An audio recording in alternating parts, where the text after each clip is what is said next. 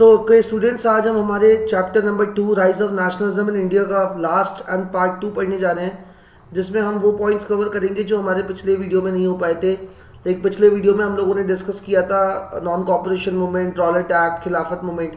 तो अब इस वीडियो के अंदर फाइनल अभी हम लोग कवर करने जा रहे हैं आपका सिविल डिसोबीडियंस मूवमेंट, आपका salt law and its impact, like उसका क्या इम्पैक्ट पड़ा इंडियंस के ऊपर।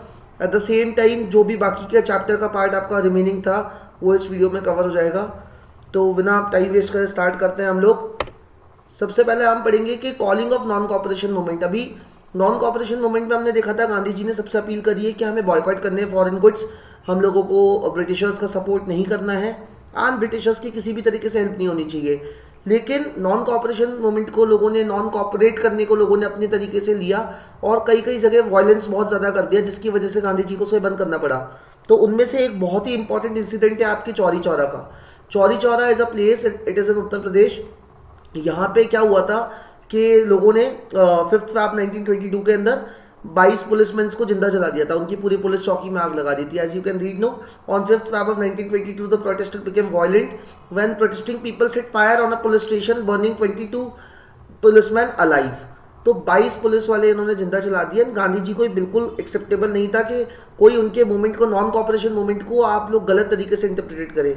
Now Gandhi ji has called off the non cooperation movement. He thought that people need to be properly trained for peaceful satyagraha. उनको लग रहा था अभी इनको ना पूरा प्रॉपर तरीके से ट्रेनिंग मिली नहीं है, इनको एग्जैक्ट मीनिंग समझ में आया नहीं है कि होता क्या है। तो उसके लिए गांधी जी ने क्या कहा, गांधी जी ने कहा अभी आप इस मूवमेंट को हमें बंद करना पड़ेगा एट दिस मोमेंट। अभी इसके बाद में जो आया हमारे जो एनसीईआरटी में जो टॉपिक गिवन और जो हमारे को जानना जरूरी है वो है साइमन कमीशन। साइमन कमीशन था क्या? कमीशन आप जानते हैं क्या होता है? कमीशन मतलब एक सभा, एक कमेटी बनती है। तो साइमन क्योंकि उनका नाम था, जो इस कमेटी के जो चेयरमैन थे जिनका नाम था सर जॉन साइमन, उनके नाम पे नाम पड़ा है। तो इसके अंदर हमने क्या पढ़ा है कि ये this Simon commission was the Indian statutory commission which was a group of 7 member। तो इसमें कितने मेंबर्स थे? 7 मेंबर्स थे इसके अंदर of parliament under the chairmanship of sir John Simon. The commission arrived in Britain India in 1928 to study constitutional reform. Yes, this is important. तो अभी ये जो कॉन्स्टिट्यूशनल रिफॉर्म जो वर्ड लिखा हुआ है, इसका मतलब क्या होता है? कॉन्स्टिट्यूशन में कैसे चेंजेस करने हैं, क्या रिफॉर्म करना है। ब्रिटेन के जो पीपल थे, ब्रिटिशर्स जो थे, ब्रिटेन गवर्नमेंट जो थी वो चाहती थी कि वो रिफॉर्म करें उसके अंदर, लेकिन इंडियंस इसके अगेंस्ट थे। तो सबसे पहले तो उन्होंने जो गवर्नमेंट ऑफ इंडिया एक्ट 1919 का provided for the appointment of a commission to study the progress of the governance scheme and suggest new steps after 10 years. तो उन्होंने ये कमीशन इसलिए भेजा था देखने के लिए कि 10 सालों के अंदर, लास्ट 10 ईयर्स के अंदर क्या प्रोग्रेस हुई है, क्या इसके अंदर चेंजेस आने चाहिए, किस चीज़ में अपॉइंटमेंट होना चाहिए, लाइक व्हाटएवर चेंजेस। लेकिन इस कमीशन के अंदर सबसे बड़ी प्रॉब्लम क्या थी कि इंडियंस इसके मेंबर नहीं थे और इंडियंस में इसकी कोई वैल्यू नहीं रखी जा रही थी, उनके व्यूज़ की, उनके बिलीव्स की। तो this was again one of the main problem. तो ये कमेटी बना के इंडिया भेजा गया सर जॉन साइमन को and it was boycotted. As you can see even in the picture, no you can see Simon go back. तो ये जो गो बैक का जो नारा लगा था, साइमन कमीशन वापस जाओ, ये क्यों लगा था? Because people in India were infuriated, बहुत गुस्से में थे and felt insulted for the commission which had been constituted to analyze and recommend constitutional reform for India। And ये देखिए मैंने जो इसमें दिख रखा है, did not have a single Indian member. This is the main thing कि आप इंडिया में बदलाव करने आ रहे हो, इंडिया के लिए रिफॉर्म करने आ रहे हो, इंडिया के लिए कानून बनाने आ रहे हो और आप उसमें इंडियन को एक मेंबर भी नहीं रख रहे हो। तो इंडियन से ज़्यादा कौन अच्छे से बता सकता है कि उनको किस चीज़ की ज़रूरत है, क्या बदलाव उनको चाहिए? क्योंकि ब्रिटिशर्स हमारी नीड्स एंड एस्पिरेशन नहीं समझते हैं, जो कि एक प्रॉपर इंडियन समझ सकता है। तो इंडियंस का यही था कि आपने इसमें एक भी इंडियन मेंबर नहीं रखा है। The commission was strongly opposed by Congress and other nationalist leader and common people. तो सब लोगों ने इसको बहुत पुरजोर तरीके से इसका अपोज किया था and it was not like it was not welcomed at all, rather you can see black flags दिखाए थे। और इसी के अंदर हमारे जो लीडर थे लाला लाजपत राय, उनकी डेथ हुई थी। सो ये वाली जो हमारी स्लाइड है वो यही बताएगी, प्रोटेस्ट एंड डेथ ऑफ लाला लाजपत राय। सो हुआ क्या, on 30 October 1928 the commission arrived इन लाहौर। तो ये कहाँ पे आया ये वाला कमीशन? ये लाहौर के अंदर आया, where it was met by protesters waving black flags. तो काले झंडों से लोग वहाँ पे जो प्रोटेस्टर थे प्रोटेस्ट करने लगे।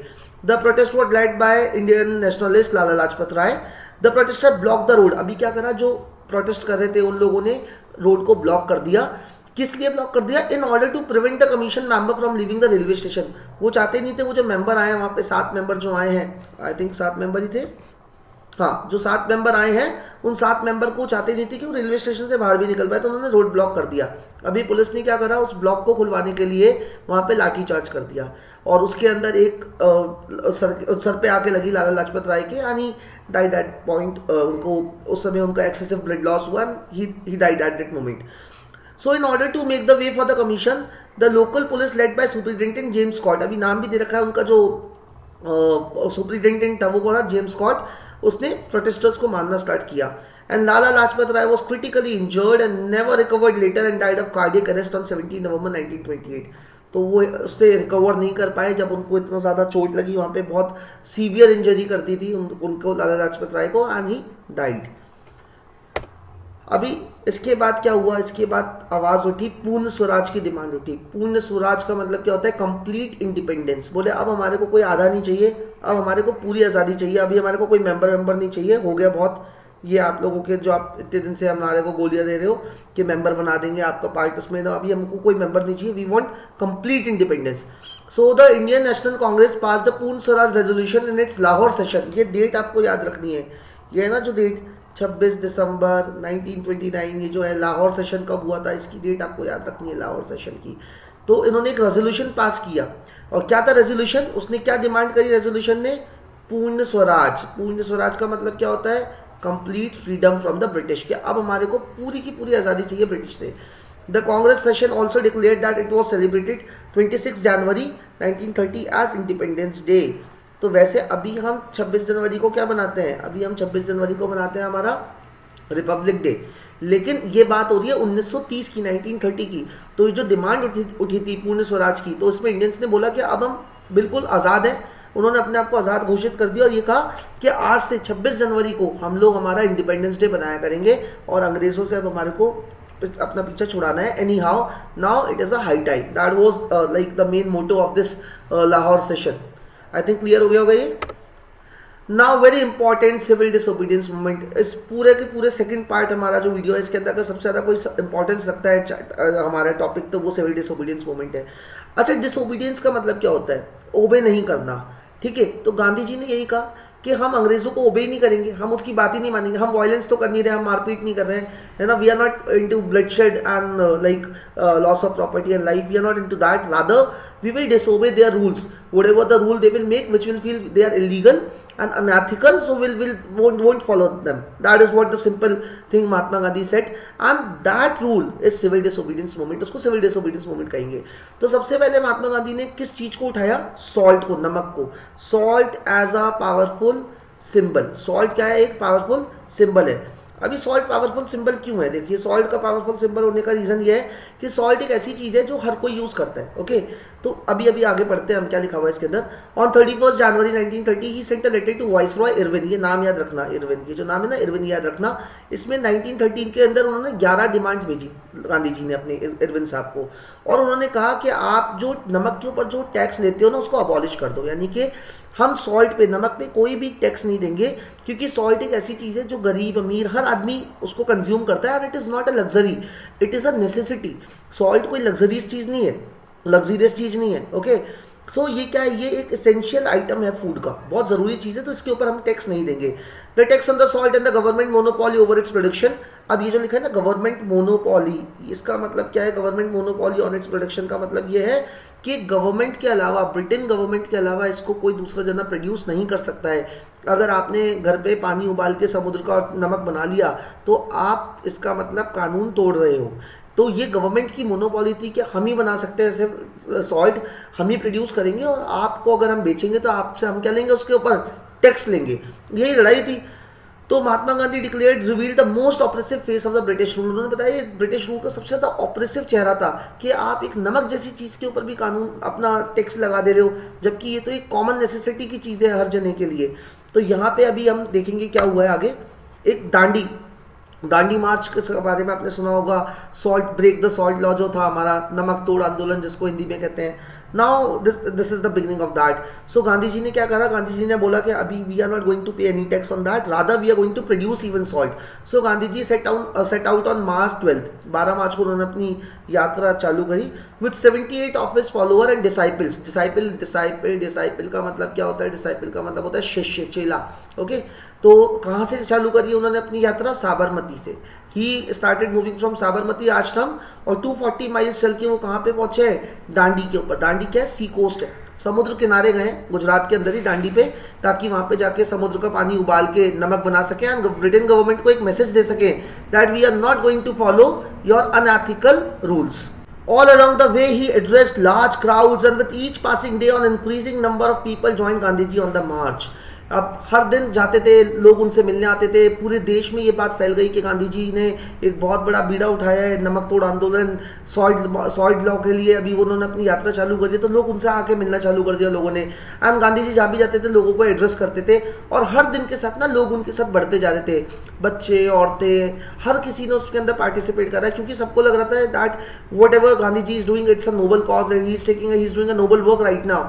सो on April 6 he arrived at Dandi. अभी कहाँ, ये डेट भी आपको याद रखनी है, April 6 को पहुंचे थे वो दांडी पे, और वहाँ पे जाके उन्होंने एड्रेस किया, पहले क्राउड को बताया कि उनका मोटिव क्या है, वो ऐसा क्यों कर रहे हैं. वो कोई लॉ ब्रेकर नहीं है, वो कानून की रिस्पेक्ट करते हैं, लॉ की, लेकिन जो अनएथिकल लॉज हैं उसको वो लोग नहीं मानेंगे. And ceremonially violated the law. अभी उन्होंने क्या करा? लॉ को वायलेट किया, तोड़ा उन्होंने अपना जो कानून था. How? By manufacturing salt by boiling the sea water. समुद्र का पानी उबाला और सॉल्ट क्या कर दिया? मैन्युफैक्चर कर दिया, बना दिया. क्योंकि ब्रिटेन गवर्नमेंट कहती है कि हमारे अलावा कोई सॉल्ट नहीं बना सकता है, तो गांधी जी बोले लो आओ बना के दिखाते हैं आपको कैसे बनता है. Gandhi had now broken the law. Gandhi ji ने अभी कानून तोड़ दिया है. अब इसके कंसिक्वेंसेस क्या होंगे वो तो हमें पता ही है. अगर कानून तोड़ा है ब्रिटिशर्स का तो वो उस चीज़ को इजीली तो लेंगे नहीं. अभी देखते हैं क्या हुआ आगे. Now impact of civil disobedience movement. Everyone others followed Gandhi ji. बाकी लोगों ने भी यही करा. देश देश में जगह जगह नमक तोड़ चालू हो गया. लोगों ने पानी उबाल के, और भी कोई भी जगह थी जहाँ पे समुद्र था, सी कोस्टल एरिया था, so people started boiling water and making salt everywhere in India. Like everyone was following Gandhi ji. Within 1 week the jails were full. अभी पूरे जेल भरने लग गए, क्योंकि ब्रिटिशर्स तो उठा के डालेंगे जेल में जो भी उनका कानून तोड़ रहा है, उनको लॉ को ब्रेक कर रहा है. And subsequently Gandhi himself was to be taken to the jail. अब गांधी जी को भी जेल ले जाया गया. The British government was worried by the development of the civil disobedience movement. British सरकार को अभी घबराहट होने लग गई थी कि अगर ये इस तरीके से अगर वो कानून मानना बंद कर देंगे तो हमारे तो हाथ से पूरा लाइक इंडिया निकल जाएगा, बहुत जल्दी निकल जाएगा. So how they responded. उन्होंने फिर कैसे रिस्पॉन्ड किया? With repressive measures. उन्होंने रिप्रेशन चालू कर दिया. रिप्रेशन का मतलब क्या होता है? लोगों को दबाना, लोगों को कुचलना, उनकी आवाज़ को दबाना. एक एक करके उन्होंने क्या करा? They began arresting Congress leader one by one. पहले तो सबसे पहले बोला लीडर्स को उठाओ. अभी लीडर ही नहीं रहेंगे तो चेले कैसे काम करेंगे? As the Congress leaders were arrested violent clashes took place. अभी जैसे लीडर इकट्ठे होने चालू को उन्होंने जेल में डालना चालू कर दिया, वैसे ही वहाँ पे वायलेंट क्लैशेस, मारपीट चालू हो गई, दंगे चालू हो गए, क्योंकि जो लीडर्स के जो फॉलोअर्स थे उन्होंने भी पुलिस का विरोध किया, प्रोटेस्ट किया.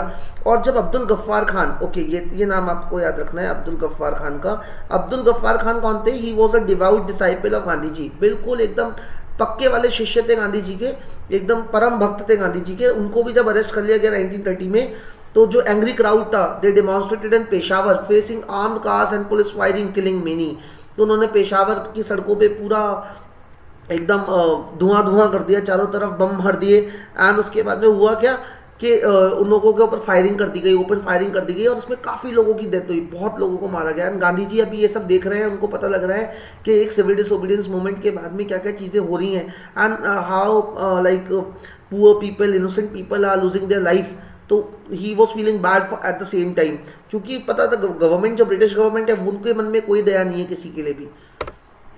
अगेन हम इम्पैक्ट ही पढ़ना भी एक और. When Mahatma Gandhi was arrested by the British government, industrial worker in Sholapur. Yes, एक तो हम लोगों ने पहले वाला एग्जांपल पढ़ा उधर का, कौन सी जगह थी वो? Yes, Peshawar. Yes yes yes, एक हमने पेशावर का पढ़ा और अब हम शोलापुर का पढ़ेंगे. कि जैसे पेशावर में हुआ था वैसे ही अब शोलापुर में होगा. जब गांधी जी को अरेस्ट कर लिया गया तो शोलापुर में जो प्रोटेस्टेंट्स थे, जो लोग प्रोटेस्ट कर रहे थे, उन्होंने क्या करा? जो पुलिस पोस्ट थी, जो म्युनिसिपल बिल्डिंग्स थी, जो कोर्ट्स थे, और जितनी भी प्रॉपर्टी थी जो कि सिंबलाइज क्या करती थी? British rule. मतलब हर वो प्रॉपर्टी जिसके अंदर ब्रिटिश रूल का कुछ भी एक पार्ट भी हो, चाहे वो कोर्ट्स हो, चाहे पोस्ट ऑफिस हो, चाहे हॉस्पिटल्स हो, कुछ भी हो, उन्होंने उसको तोड़ना चालू कर दिया, उसमें आग लगाना चालू कर दिया। Okay, the colonial government further responded with a repressive policy, और रिप्रेशन पॉलिसी लेके आ गए जो गवर्नमेंट थी। ब्रिटेन बोली कि ठीक है, अगर if you people are doing in such a manner, like अभी हम भी तुम्हारे को बताते हैं रिप्रेशन क्या होता है।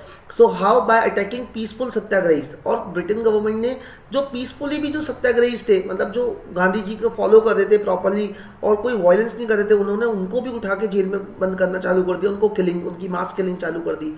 Women and children were beaten up and about 1 lakh people were arrested. So you can see, बच्चे औरतें किसी को नहीं छोड़ा ब्रिटिशर्स ने, और 1 लाख आदमी को उठा के जेल में डाल दिया गया था। अभी this was a high time, बहुत ज़्यादा ये बात अब बढ़ चुकी थी। सो अब एक समझौता होगा जिसका नाम रखा जाएगा गांधी इरविन पैक्ट। ये आपको ध्यान रखना है, गांधी इरविन पैक्ट क्या है।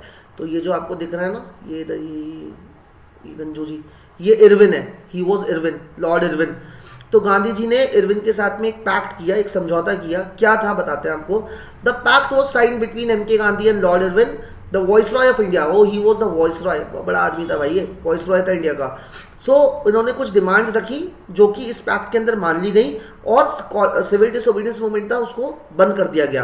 Calling off civil disobedience movement, क्योंकि गांधी जी को समझ में आ गया था कि इस तरीके से तो आम आदमी, इनोसेंट आदमी की बेचारे की जान जाती जाएगी, वो बच ही नहीं पाएगा। तो अभी उसको क्या करना है, इवेंचुअली हमको बंद करना पड़ेगा। सो क्या क्या डिमांड्स मान ली गई, और गांधी इरविन पैक्ट के अंदर क्या क्या हुआ, अभी हम वो पढ़ लेते हैं। सबसे पहले, to withdraw all ordinance and prosecutions. जितने भी जो ब्रिटेन गवर्नमेंट ने ऑर्डिनेंस निकाले हैं और जो प्रोसिक्यूट कराए लोगों को उठा के, जिन पे मुकदमे चलाए हैं, उनको सबसे पहले विड्रॉ कर लिया जाए, हटा दिया जाए, लोगों के ऊपर से केसेस नहीं लगाए जाए। जिनको उन्होंने प्रिजनर, उनको उन्होंने क्रिमिनल मान लिया है, उनके ऊपर से अभी कोई भी केस नहीं लगना चाहिए जब तक कि किसी ने कोई बहुत बड़ा हीनियस क्राइम ना करा हो। दूसरा क्या था demand, to release all the political prisoners. तो गांधी जी की दूसरी डिमांड ये थी, जो कि मान ली गई थी, कि पॉलिटिकल प्रिजनर्स जितने भी हैं, जो लोग सत्याग्रही थे, जो लोग सिर्फ अपने प्रोटेस्ट कर रहे थे, धरना प्रदर्शन कर रहे थे, जो किसी को जान से नहीं मार रहे हैं, उन लोगों को रिलीज कर दिया जाए, जेल से छोड़ दिया जाए। तो ये बात भी मान ली गई। To restore the confiscated properties of the satyagrahis, कि जो भी प्रॉपर्टी उनकी छीन ली गई है, क्योंकि ब्रिटेन गवर्नमेंट ने बोला कि जो सत्याग्रही है ना, अभी उनके घर, उनके ऑफिस, उनके जमीन जायदाद सब हम अपने कब्जे में ले लेंगे। तो गांधी जी ने बोला कि this is not to be done, आप उस चीज को भी छोड़िए, उनकी जो प्रॉपर्टी है उसको क्या करिए, उसको रिस्टोर करिए, उनको वापस दीजिए। तो गांधी इरविन पैक्ट के अंदर वो बात भी मान ली गई। And last foremost the very important, this fourth one, to permit the free collection और मैन्युफैक्चर ऑफ सॉल्ट, कि अभी इंडियंस को भी छूट दे दी गई, उनको भी अलाउ कर दिया गया कि अब आप भी सॉल्ट मैन्युफैक्चर कर सकते हो। जिस चीज़ के लिए सिविल डिसोबीडियंस मूवमेंट स्टार्ट करा गया था, फाइनली वो सक्सेसफुल हुआ, क्योंकि इंडियंस की तो लड़ाई यही थी कि हमारे के ऊपर से सॉल्ट का जो लॉ है वो हटा दिया जाए, और सॉल्ट लॉ के तहत हमारे को किसी को प्रिजनर नहीं माना जाए। तो सारी बात इस एक्ट में, इस जो पैक्ट हुआ था, ये गांधी इरविन पैक्ट हुआ था, इसके अंदर मान ली गई। तो now this pact was, it's a kind of a peace pact, ठीक है, समझौता था ये दोनों के बीच में, गांधी जी के बीच में और ब्रिटिश गवर्नमेंट के बीच में। तो इसके बाद आई थिंक ये समझ में आ गया होगा आपको। आगे देखते हैं इसमें क्या टॉपिक दे रखा है हमारा। Now how participants saw the movement, very important, कि जो अलग अलग पार्टिसिपेंट्स थे, जिन लोगों ने पार्टिसिपेट किया सिविल डिसोबीडियंस मूवमेंट में गांधी जी के कहने से, अलग अलग क्लासेस के लोग थे, कुछ अमीर थे, कुछ गरीब थे, कुछ बिजनेसमैन थे। वो लोग इस मोमेंट को कैसे देखते हैं, उन्होंने क्यों पार्टिसिपेट किया था, उनका क्या फायदा था उसके अंदर। तो सबसे पहले हम पढ़ लेंगे हमारे जो रिच पीजेंट्स थे, जो अमीर जो किसान थे, उन लोगों ने क्यों करा। तो इन द कंट्री साइड का मतलब क्या होता है, कंट्री साइड का मतलब होता है शहर का बाहरी इलाका, रूरल एरिया। वहाँ पे जो पीजेंट कम्युनिटीज थी, जो कि पैसे वाली थी, रिच थी, जैसे पाटीदास ऑफ गुजरात के पाटीदास लोग, और जाट्स ऑफ उत्तर प्रदेश के जाट, ये जो दो कम्युनिटी थी, बहुत रिच मानी जाती थी, और ये पीजेंट कम्युनिटी थी। दे वो very active in civil disobedience movement. पूरा इन्होंने अपना जोर शोर लगा के ना सिविल डिसोबीडियंस मूवमेंट में गांधी जी का साथ दिया। क्यों? Being producer of commercial crops. अभी कमर्शियल क्रॉप्स क्या होती है, जिनको बेचा जाता है, जिनसे कमाई होती है, जिनसे पैसा आता है। दे वो very hard hit by the trade depression and falling prices. तो जो डिप्रेशन आया था, ग्रेट डिप्रेशन आया था 1930 का, और जो प्राइसेस गिर रहे थे, उससे ना इन लोगों को बहुत ज़्यादा नुकसान पहुंचा था। तो इनको लगता था कि अगर इनका जो रेवेन्यू डिमांड है वो हटा दिया जाएगा, इनसे रेवेन्यू कम लिया जाएगा, तो इनको वापस से अपने बिजनेस में फ़ायदा होगा। और ये तभी हो सकता है जब गांधी जी का हम साथ दें, जब सिविल डिसोबीडियंस मूवमेंट सक्सेसफुल हो। तो इसलिए इन्होंने अपना पूरा साथ दिया।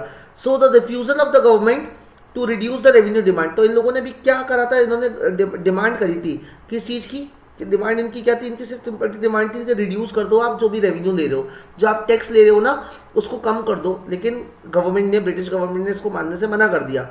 So they participated in civil disobedience movement. उनके लिए ये था सिविल डिसोबीडियंस मूवमेंट। सॉल्ट वाला तो था ही था, उसके साथ में इनको लगा अगर हम सक्सेसफुल होते हैं तो हम रेवेन्यू भी कम करा लेंगे। अब किसान के लिए, पुअर पीसेंट के लिए, जैसे ये तो रिच पीसेंट का आपने पढ़ा, पुअर पीसेंट के लिए क्या था, सेम चीज़ थी पुअर पीसेंट के लिए भी। उसको भी यही था कि हमें टैक्स ना देना पड़े, क्योंकि ब्रिटिशर्स तो सबसे टैक्स वसूलते थे, चाहे अमीर हो, चाहे गरीब हो, चाहे बिजनेसमैन हो, चाहे डॉक्टर हो, चाहे कोई भी हो, उनको सबसे पैसा चाहिए था। So the poor peasant also demanded the revenue to be lowered and also want the unpaid rent और to their landlord to be remitted. वो चाहते थे कि यहाँ पे डी आएगा, इधर देखो इस जगह ना डी आना चाहिए, इधर इस जगह डी आएगा, लिमिटेड होगा ये। सो जो पुअर पीसेंट्स थे इन्होंने भी बोला कि जो डिमांड है रेवेन्यू की उसको कम कर दिया जाए, लोअर कर दिया जाए, अभी हम इतना नहीं दे पाएंगे पैसा, और जो हमारा जो पुराना जो रेंट हम लोगों ने जो नहीं चुका पाए है उसको माफ़ कर दिया जाए, क्योंकि अभी हम इस कंडीशन में नहीं है, हमारी फसलें खराब हो चुकी हैं, पूरे बाजार में मंदी है, डिप्रेशन आ रखा है। सो ये उनकी चाहती है and that is the reason they participated in civil disobedience movement. Now rich businessman, this is very important कि जो बड़े बड़े लोग थे जिनका नाम आप सुनते हैं आज, है ना, बिरला, टाटा, ये सब जो थे, तो वो बड़ी क्लासेस के लोगों ने क्यों सपोर्ट किया था, अभी वो पढ़ना इंपॉर्टेंट है। So the business class in India initially supported the civil disobedience movement. This was because they had become rich during the first world war. अभी फर्स्ट वर्ल्ड वॉर के समय ना ये बहुत पैसे वाले हो गए थे एक्सपोर्ट करके चीज़ों को, और इनका बिजनेस चल रहा था। So they became rich at that time. Now they were keen on expanding their business. अभी वो क्या करते थे, अपना चाहते थे बिजनेस एक्सपैंड करना। दे वर कीन का मतलब क्या होता है, पूरी चाह थी उनकी कि वो अपने बिजनेस को एक्सपैंड करे। And they wanted protection against foreign industries, very important. उनको क्या चाहिए था कि जो फॉरेन का माल आ रहा है वो नहीं आए, लोग हमसे खरीदें, तो उनको चाहिए था प्रोटेक्शन अगेंस्ट फॉरेन इंडस्ट्रीज। तो इसलिए उन्होंने बोला कि सिविल डिसोबीडियंस मूवमेंट करेंगे तो होगा क्या कि फॉरेन का माल आने पे हम रोक देंगे, अब जो हम बना रहे हैं वही बेचेंगे, इंडिया का पैसा इंडिया में रुकेगा और साथ के साथ हमारा फायदा भी होगा। तो बहुत सारे ऐसे इंडस्ट्रियलिस्ट थे जैसे कि पुरुषोत्तम दास ठाकुरदास, जी.डी. बिरला, इन्होंने भी क्रिटिसाइज किया था कॉलोनियल गवर्नमेंट को, यानी ब्रिटेन गवर्नमेंट को, क्योंकि for its control over Indian economy which prevented the growth. क्योंकि इंडियन इकोनॉमी की ग्रोथ को ब्रिटिश गवर्नमेंट रोक रही थी, उसकी वजह से वो लोग आगे नहीं बढ़ पा रहे थे। To organise business interest they form the Indian industrial and commercial Congress. अभी इन्होंने भी अपनी अपनी ना सभाएं, एसोसिएशंस बना ली, बोले अब हम साथ में काम करेंगे, सारे बिजनेसमैन मिलके, सारे इंडस्ट्रियलिस्ट मिलके, ताकि ब्रिटिश गवर्नमेंट किसी के साथ ना गलत चीजें ना कर पाए। So they organise business interest, they form the Indian industrial and commercial Congress. एक सभा ये बनाई इन्होंने 1920 के अंदर। और एक इन्होंने बनाया FICCI। FICCI क्या था, federation of the Indian chamber of commerce and industries. नाम याद रखने की कोई खास ज़्यादा जरूरत नहीं है, बस आपको पता होना चाहिए कि इन्होंने दो ऑर्गेनाइजेशन बनाई 1927 में, ताकि जो बिजनेस क्लास लोग हैं वो एक साथ आके सिविल डिसोबीडियंस मूवमेंट में पार्टिसिपेट कर सकें, और ब्रिटिश गवर्नमेंट की जो भी पॉलिसीज ऐसी थी जो कि इनके फेवर में नहीं थी, उसके खिलाफ अपनी आवाज़ एक साथ उठा सकें। आई होप ये क्लियर हो गया होगा आपको idea. Now limitation of civil disobedience movement, very important, and इसके ऊपर हमेशा क्वेश्चन पूछा जाता है, आपको ये चीज़ दिमाग में होनी चाहिए, अच्छे से इस चीज़ को समझिएगा, इसके ऊपर क्वेश्चन आता है कि क्या लिमिटेशन थी सिविल डिसोबीडियंस मूवमेंट की, क्यों इतना इसके बाद में भी ना कहीं लैग रह गया था, कहीं ना कहीं कुछ कमी रह गई थी, तो वो क्या थी। तो सबसे पहले जो कमी थी वो थी दलित्स पार्टिसिपेशन।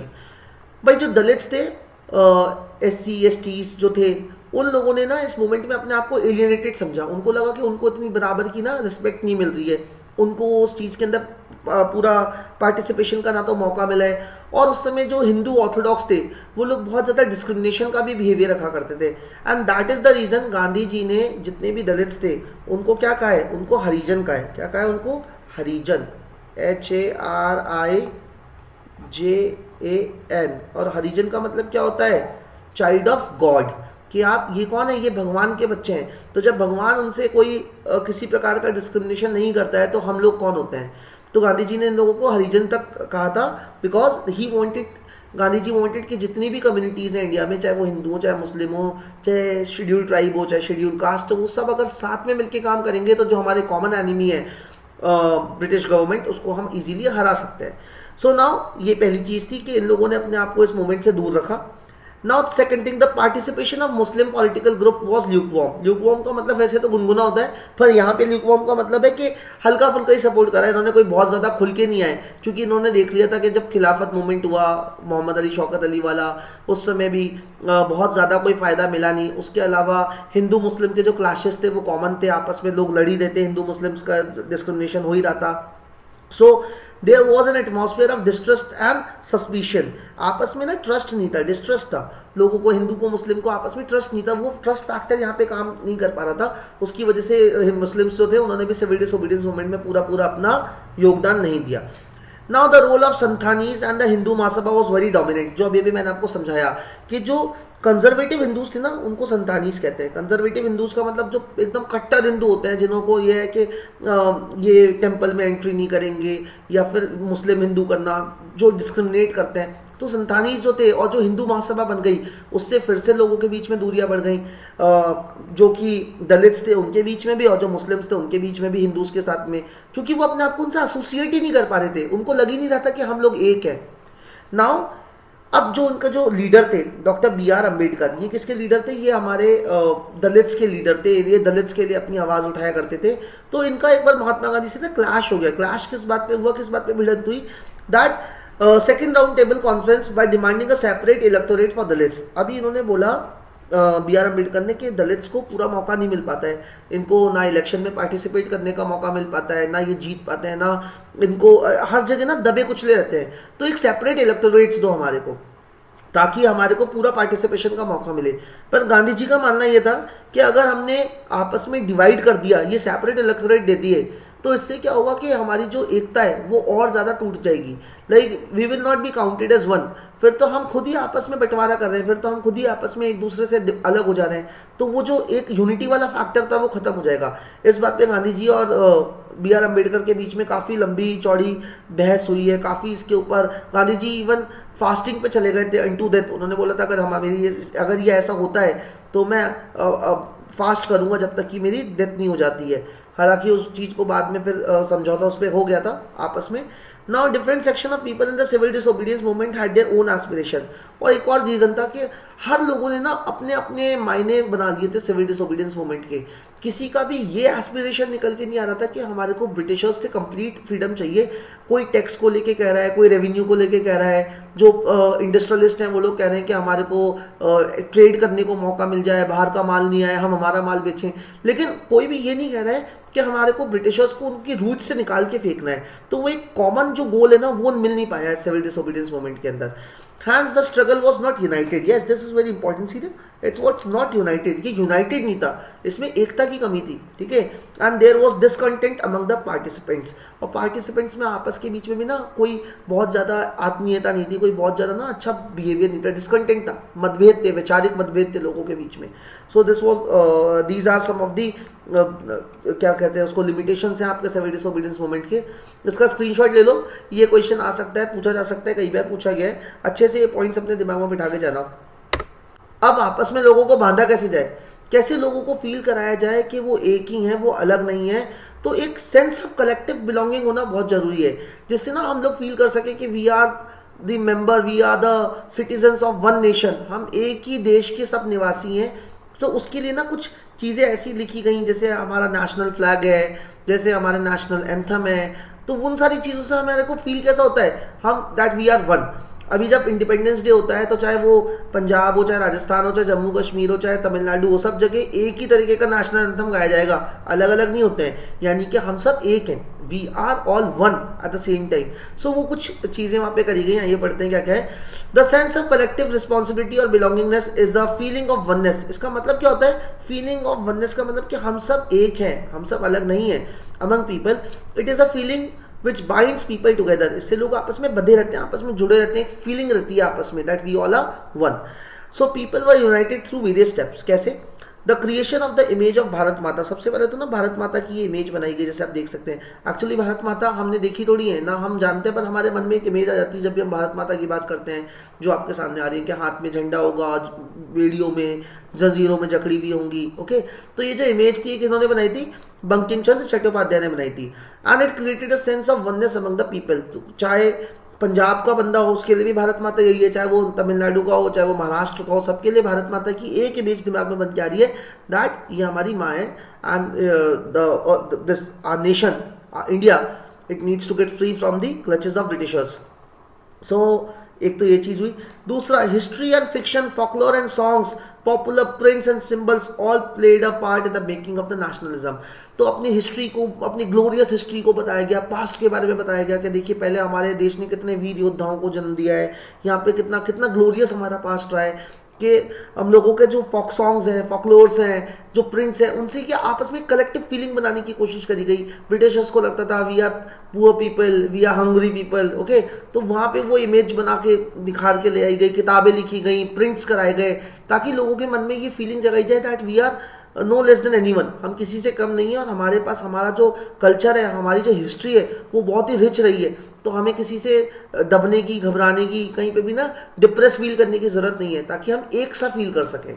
एक तो ये, and very important the creation of Indian flag, जो हमारा जो ध्वज है, इंडियन फ्लैग है, उसका जो क्रिएशन हुआ बाय गांधी जी, इसने भी बहुत अच्छी तगड़ी वाली फीलिंग जमाई, क्योंकि नेशनल फ्लैग एक हमारे को इंटीग्रेट करता है, सब लोगों को बांध के रखता है, बाइंड करके रखता है। जैसे कि हमने पढ़ा भी था कि 1930 26 जनवरी को उन्होंने डिसाइड किया था क्या, कि हम अपना नेशनल फ्लैग लहराएंगे और इंडिपेंडेंस डे बनाएंगे। तो पहले जो हमारा फ्लैग था ना वो इस तरीके का था, जैसे आप देख सकते हो, देखो ये फ्लैग के अंदर, इसके अंदर पहले वो चक्र नहीं था, बल्कि देखिए ये ओम है, ये मुस्लिम्स का साइन बना हुआ है, ये सिख्स का है, ये क्रिश्चियन का देखिए क्रॉस बना हुआ है, ये मुस्लिम्स का बना हुआ है। तो ये सारी चीज़ें क्या डिफाइन कर रही हैं कि जो हमारा फ्लैग है वो सारी कास्ट को, सारे लोगों को बराबर इज्जत देता है। That is what it is representing over here.